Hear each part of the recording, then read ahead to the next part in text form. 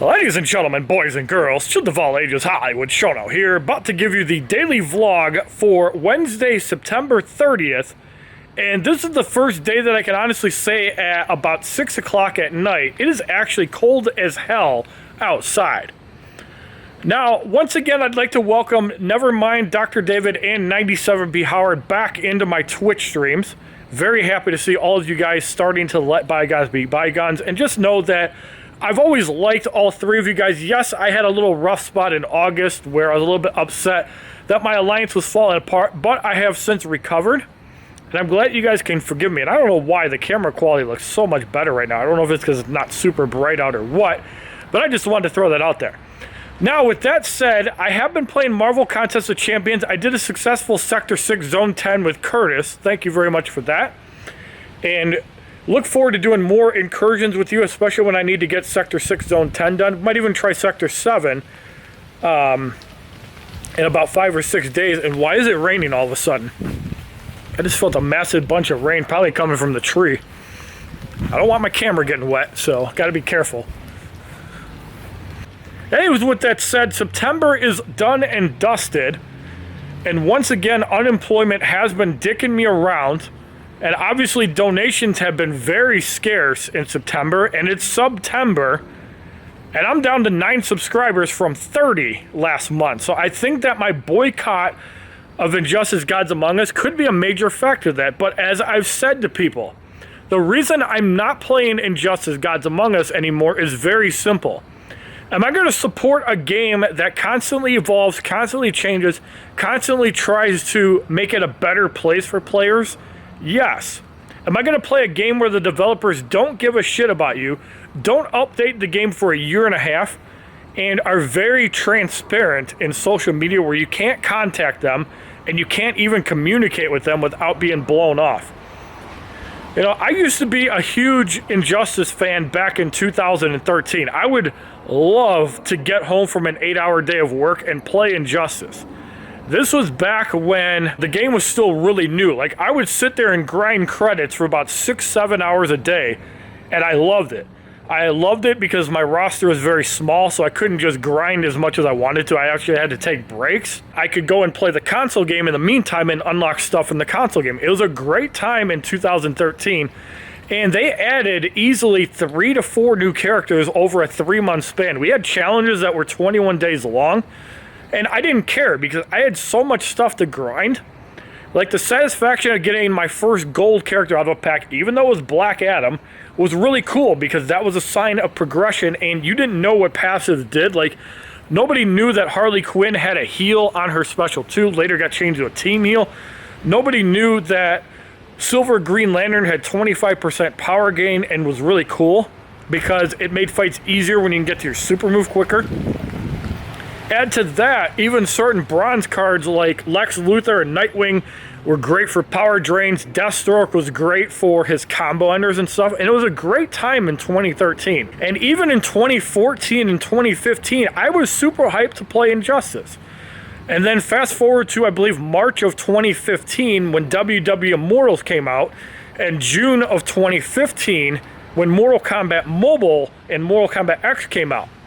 These were actually some really good times for Netherrealm because the game still seemed very fresh and very polished. They were a lot of fun. One of the things that I really liked about Injustice 1 was the fact that if you grounded that game enough, meaning 4,600 and something credits from Bonus Battle 6, or ran the challenges, which until update 2.0, there was one difficulty of every challenge. Yes, you could still buy the promotions, but it's not as easy as it is today because there's 3 difficulties of a challenge, and you can get 3 copies of a card, and cards go into Elite X. Now, I feel one of the downfalls of Injustice 2.0, and probably should have been addressed in Injustice 3.0, is that Nightmare difficulty did not feel like a nightmare at all to veteran players. Nightmare difficulty went by the same philosophy of level 40 Elite 5 characters, so if you had a whole roster of level 60 Elite X characters, you could probably fall asleep playing that. The only thing that I might regret from not doing Injustice Gods Among Us is trying to beat Nightmare difficulty with silver characters. If I had actually played the game full time, it cared about augments, cared about survivor mode. To me, one of the biggest deterrents regarding Injustice Gods Among Us 1 is not so much multiplayer. The biggest deterrent to me, and one of the reasons I can't stand playing the game, is Survivor mode. It's a mode that they have altered in the past by saying they added more zones in, and they added in Nith Metal. The three problems within the game, in my opinion, are Tantu Totem, Astro Harness, and Survivor. Those are the three issues that they haven't addressed. Obviously, medals are another thing that has no business in the game, because any metal character will just dominate the gold characters, and I know why they did it. But also, I do like that they made Phantom Zone a 2-week event every month, and you could refresh it 2 times, so you could get 3 medals a month. And I still feel more raindrops, so I think I'm going to go under my house.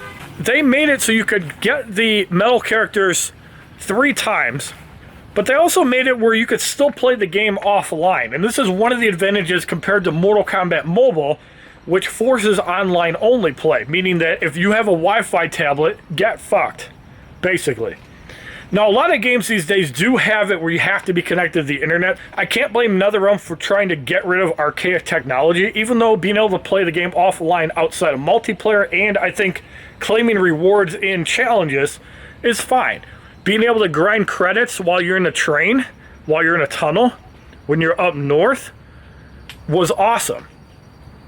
So that's one of the reasons that I'm a little bit sad that they don't try to update the game and fix one of the biggest problems, being you could log out of your account, log into another account, and re-roll your packs because they allow it. If Netherrealm really wanted to stop this, they would have done that years ago. They updated Mortal Kombat Mobile, and I'm guessing it took a lot of money for them to do that. But the problem is, since they've updated Mortal Kombat Mobile to update 2.0, the updates have been absolute garbage. And this is why I cannot support the game. I gave the game about a 4-month chance until I think it's update 2.2 when they introduced Mortal Kombat 11 Sub-Zero. And then they decided to change 3 more characters into challenge characters. I believe it was Devora, Classic Melina, Mournful Katana was a base character changed into a challenge character. Why are we doing these things now, 5 years later, when they go from base characters that are really good into challenge character? Like, I don't understand Mortal Kombat Mobile's logic. I think they should have made an entirely new game if they were going to go about this. And that's the reason I don't play Mortal Kombat Mobile anymore, because it's not fun to me. Sitting there for months grinding out towers to get gear or pay money to get gear is not fun. If I want to grind, I'm going to play Marvel Contest of Champions and grind arena, grind units, grind ISO. These are the things I enjoy when it comes to grinding in video games. And I'm probably one of the most active arena grinders on Marvel Contest of Champions right now, because I'm always streaming it. I got to figure out what to do to gain exposure. More than likely, I have to infiltrate other people's streams, infiltrate other people's Discords, and advertise a little bit, or even just get my name out there so people check me out. I don't want to be that dick that goes out there saying, hey, check me out, fuck this guy. No, because I do like Rich the Man. I do like Seaton. I do like Brian Grant. I do like Katie Candy. A lot of the other people I don't know, like Legacy or Hector or any of them, I'd like to know them on a personal level. I'd like to network with some of the Marvel Contest of Champions YouTubers. Not for my own personal gain, but just so I can be friends and get out there. And I know that the #1 way to get out there is go in their streams. But I'm so busy streaming myself, I usually don't have time to do that because I'm such a heavy arena grinder. Now, with that said, I also do still plan on doing both Magneto and Sorcerer Supreme arenas tomorrow, because I do not own either champion as a 4-star, and I want to get both of them. I'd also like to awaken both of them if possible, because I chose not to awaken my Sorcerer Supreme when I got Ghost Rider. So unless one of my new 5-stars I'm going to be getting in the next 7 days is an awakening to Sorcerer Supreme, if it's Ghost Rider, then I wasted an awakening gem, and hello to 1 free 6-stone. So far, I have not gotten an awakening to Hyperion or Aegon naturally. Those awakening gems have been justified. Also, Void, I have not gotten an awakening for. So every awakening gem I've put into a character currently has not been wasted because I have not pulled them as a dupe. Now, I pulled Guillotine 2099 as a dupe. I pulled Iceman as a dupe, but I ground the original in the arena, so it's 20 levels that I get. Also, I heard of a change in Marvel Contest of Champions where the 5-star featured is going to be top 300. This is an exciting change, but I wish the 4-star featured would be top 1,500, and the 3-star gives the 3-star once you hit the 650K milestone. I think that'd be a great change, and one that would make it so you don't have to grind double the amount and not get a 3-star, because I think it's absolute bullshit that top 11 to 25 is almost as much points as it is to get a 4-star basic champion. So I'm glad that they're realizing that's a problem, and it's something that needs to change. And I think that's the right way to do it. I know that they toyed around with this idea with Red Guardian, where they just gave it as a login bonus. I think it was 2 or 3 months ago. If you logged in every day, you got 24 dupe levels of the character. And I think that's really cool. I think they need to do something like that in the future, because 3 stars in this game are garbage. 4 stars, there's still some value in 4 stars, and it shows because they have a 4-star Cavalier challenge in every monthly event, and I'm actually a huge fan of it. Even if I probably don't have the skill to complete it or the champions, because I don't have Human Torch Awakened, I don't have Nick Fury at rank 5, I don't have Aegon at rank 5. There's some other champions like Ghosts I need to learn how to play a little bit better. I don't have Wasp at rank 5. But I think it's a cool challenge because it gives you a reason to use 4 stars and challenge yourself. Like they used to have the 3-star Master Mode challenge, where you run your 3 stars and then try and get all of Master done. I thought that was a cool challenge too. I wish they'd do something like that with Uncollected, where you run 3 stars or 4 stars at Uncollected and you can get the same rewards. I think that's a great idea. But again, to reiterate the fact that the reason I'm not playing Injustice 1 or Injustice 2 for that matter, outside of raids if I get alerted by Lewis Roberts or DRC Views TV that a raid has started and to go play it. Netherrealm does not give a shit about their game. Why should I support a game that doesn't give a shit about the players? All they care about is their bottom line and the money. Newsflash, Marvel Contest of Champions used to be the small fish in the big pond to Netherrealm.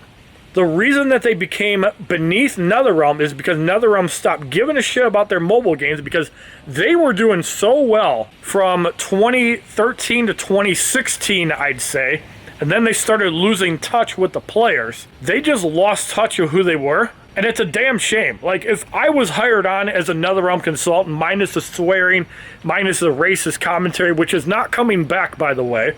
Sorry to anybody that enjoyed it. But that was a place in my path, which Man with No Game 45 pointed out, that should not be there, because it is not healthy for a community. And it's just like some of the people like Sammy Guevara in AEW. It could come back to haunt you in the past, and that is not me anymore. So this is my official statement that the racist commentary, the use of any N-words in the past, is not happening anymore. And anybody that likes or dislikes this video, I'm going to still make these daily vlogs, so you can go fuck off and stop watching my videos. But if you like the content that you see, thank you very much for supporting this daily vlog. We'll see you tomorrow for yet another one in my backyard, because I have no current plans this week. Thank you for watching.